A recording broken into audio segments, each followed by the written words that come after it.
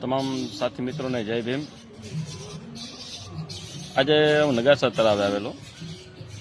આપ સૌને ખબર જ હશે કે ત્યાં કને એક સૂચના બોર્ડ લગાવેલ છે। આપ સૌએ કદાચ વાંચેલ પણ હશે, પણ જે લોકોએ આ સૂચના બોર્ડ જોયેલ તેમજ વાંચેલ નથી ને એમને દેખાડવા માંગુ છું।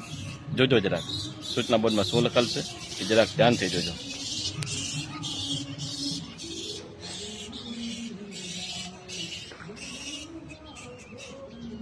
આ સૂચના બોર્ડ છે।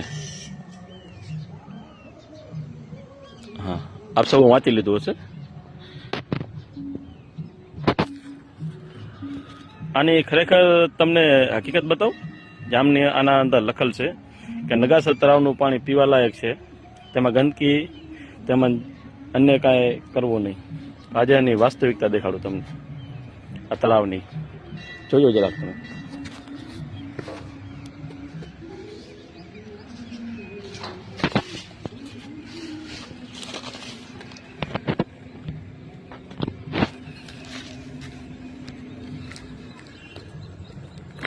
રાપર નગરપાલિકા જે મોટા મોટા વાયદાઓ કરી રહી છે ને, જુઓ આ પાણી, જોજો જરાક પાણીઓ ધ્યાનથી જોજો। રાપરવાસીઓ તમે જે પાણી પી રહ્યા છો ને, એ આ પાણી છે તમારા ઘરે જે આવી રહ્યું છે। ને આ પાણીને રાપર નગરપાલિકા કહી રહી છે કે આને ગંદુ ના કરવું।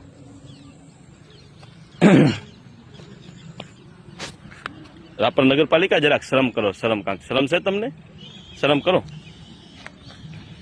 તમે તમારા વાયદાઓથી નિષ્ફળ ગયા છો।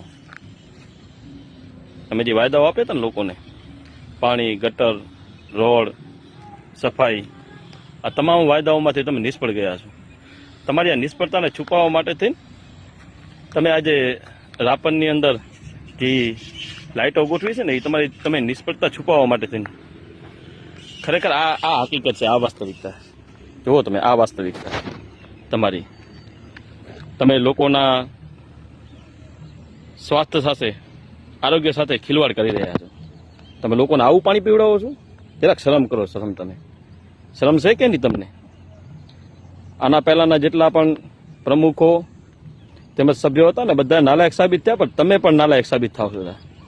તો તમને ક્યાંય પણ થોડીક પણ આટલી પણ ક્યાંય શરમ જો બચી હોય ને તમારા કને, પ્રમુખ કને, ચીફ ઓફિસર તેમજ સભ્યો કને, તો લોકોને છે ને સાફ પાણી આપો। ગટર જે રાપરની ઉભરાઈ છે, રસ્તા ખરાબ છે, સફાઈ નથી થઈ રહી, રોડ લાઇટો સારી નથી, આ બધી સુવિધાઓ આપો। તમને શરમ જો જરાય બચી હોય ને તો આપો જરાક। જય ભીમ।